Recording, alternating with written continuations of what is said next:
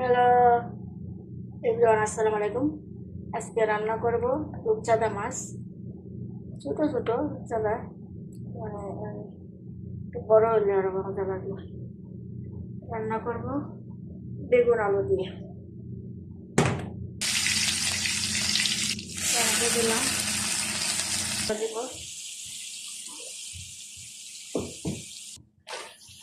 বেগুন আলু দিয়ে রান্না করব।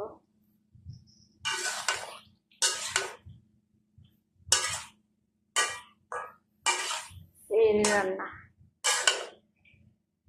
এই এখন বেশি তরকারি লাগে না, তরকারিতে রান্না করি না, বোনা করে ফেলি। বোনা করলে